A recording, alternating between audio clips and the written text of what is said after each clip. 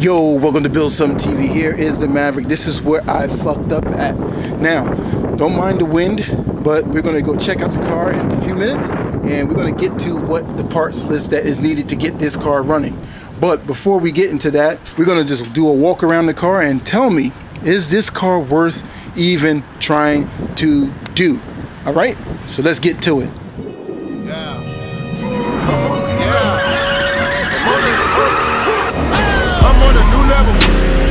I'm on a new level. I'm on a new level. I'm on a new level. Ah. All right, so let's go and that's the jack. That works still. Yay! Maverick.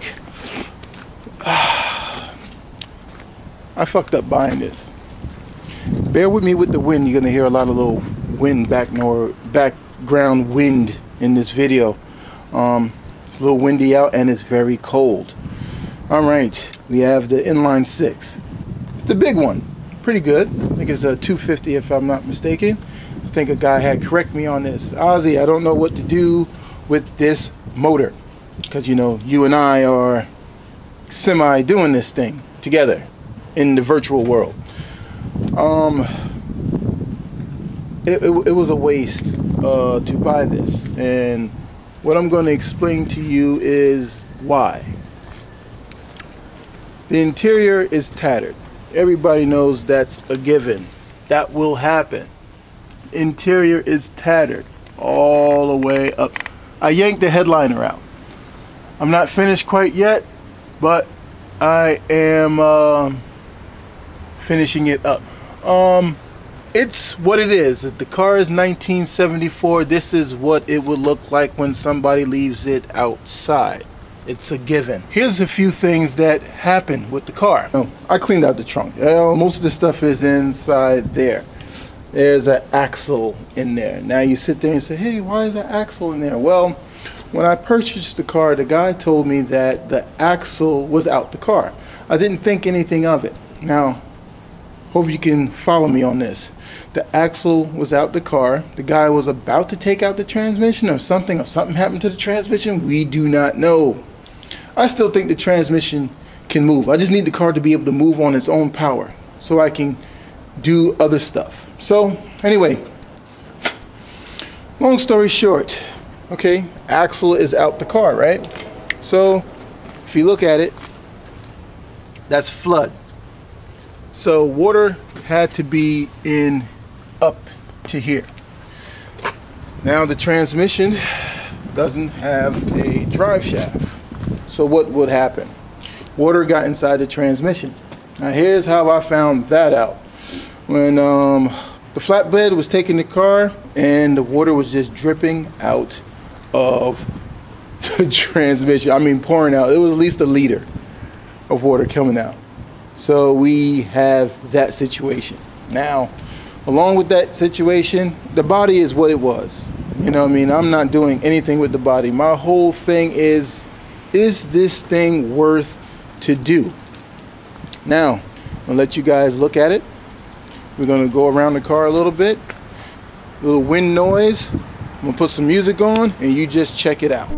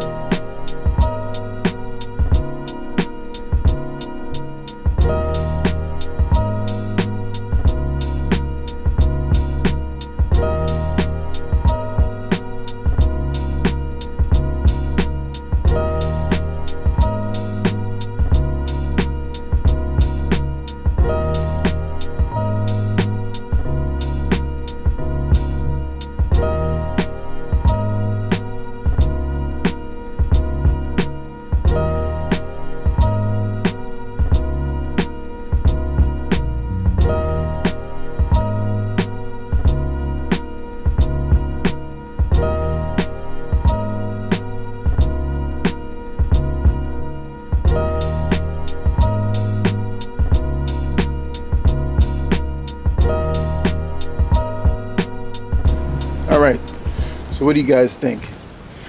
Should it stay or should it go? The floor pans are good though. Put the video underneath and see if you guys can kind of see underneath.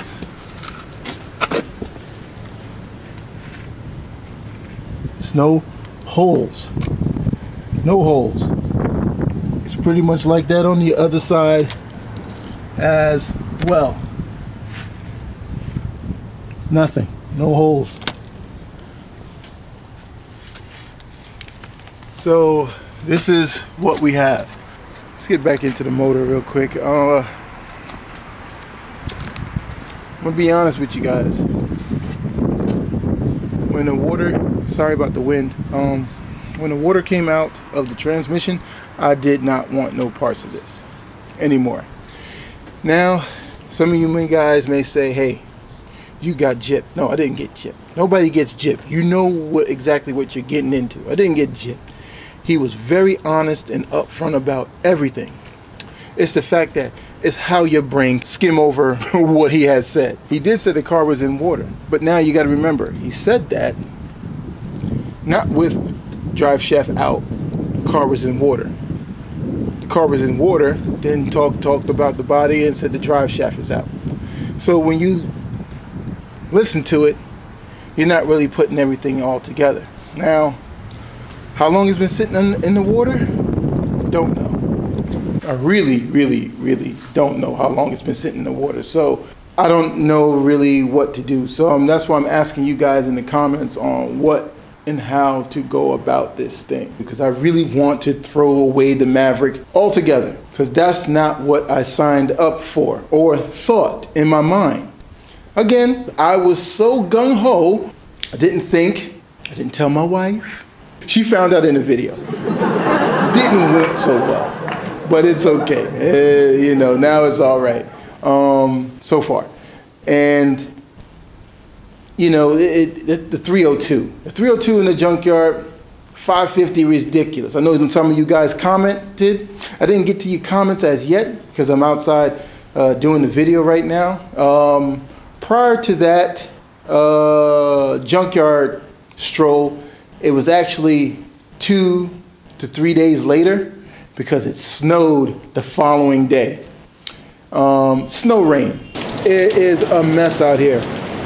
You know, all of the stuff is gone, as you can see outside. It's like nice and bright now. So I don't know what you guys think about this. This is very troubling for me. I don't know how to really do that. I'm going in and out because of the wind. I want you guys to kind of hear me, so that's what I'm doing. And I don't know. I mean, you've seen the body. Here's the back of it, a little brief. You know, all that is simple stuff that I can handle. The trunk is legit. I mean, not for nothing. It's a solid car, despite all the spots that's bad on it. You know, like behind there and everything. Those things are a given. The quarter panel down there, I didn't see. Not the quarter panel, but down here I didn't see that it was all bent up. That's going to take some work, and I may leave it like that. The interior, I knew that. The only thing was the transmission that was bothering me. So as I'm sitting here thinking with you guys, it's the wind. I know you're hearing it in the camera. I'm sorry. We can do this. I'm gonna do all rock auto on this one. The first order of business, if we were to tackle this, is to rebuild this and get a new fuel pump. That is a given. The engine is not seized, as you can see. Oop, hold on. You see, I can move it with the belt, so it's not seized. So we'll roll with that. Change the oil and everything like that. The alternator, we know it's probably bad, but we have to deal with it. Sorry about the wind, guys, in the video. We're gonna change this thing here, of course. It's cheap, change it. The starter is out. They were taking the starter out for some reason. I don't know why. The linkage over here, as you can see over there, see it's dangling on the end. They were taking the linkage out. I don't know what was going on with the trans that they were about to do that, but that's what they were about to do. So we got issues, brothers. We got issues. I don't know what you guys think. Let's get back inside. Trying to not deal with the wind too much. So what do you guys think? Should I keep it? Should it go? Just gonna leave it just the way it is and kind of sit on it and wait for your comments. I just need to know what you guys think about this situation. The ignition is fucked up. The key will not turn. I ring the goddamn butterfly thing. So I need one of those. I can't even move the car or even try to start it at the moment. It's gonna be time consuming. Not really time consuming, it's just not what I thought. But the only cool blessing is that we do have that. I see that they took the ignition out before, probably got stuck, and I'm looking at it now. Yeah, this pin is going to be the deal. Either drill out that pin or whatever. I think the cylinder goes in, it has to go in like this because the pin should be right there. This is soft metal, so I could probably drill it out. We'll see. Just need to get that pin out. You know, so you guys could get a full-on look of what the car looks like and see what you have. The roof is good. Roof is good. Everything is good. It needs a wash. I was thinking about some things. I was thinking about, yeah, I do. I have rims and shit. These are used. The patina on the rims basically matches the patina of the car. It's all used, but I think putting the used stuff on here and put them all the way around, drop it, you know, that was kind of semi the plan. These are 18 by 10 in the rear. Think it would look cool? How you dig it? Let me know in the comments section, man. So it's getting cold out here. Just remember the parts list that we got going on. Parts list is that ignition there. That's like number 1. 2 is that drive shaft girdle to keep it in to connect it to the rear with the U-joint situation. The other one is fuel pump, oil, maybe an alternator, maybe a starter. You know, the bare essentials, man, just to try to get this thing to run and see if it moves. And I got to figure out that linkage and shit like that. We do have the carburetor part right there, the little air cleaner situation back there. It's getting cold, man. So thank you for watching this episode to keep you up to speed, because you guys are not just people who click and subscribe. You guys are like family. You know what I mean? And there's only 2,000 of y'all, and that's cool. And I like it at low numbers because I can actually talk to you guys, each one of you, checking this out, seeing my faults, because this is a big no-no what I have done buying this car here. Let me go wheel this rim back in the daggone garage. And shit is kind of like heavy. But yeah. Oh boy. So, thank you guys for watching, man, and thank you guys for support. Thank you guys for subscribing, for new people coming through. Thank you. My man from Australia, thank you. I may need you for something in Australia. Anybody from Australia watching this, talk to me, because I have a good idea about something.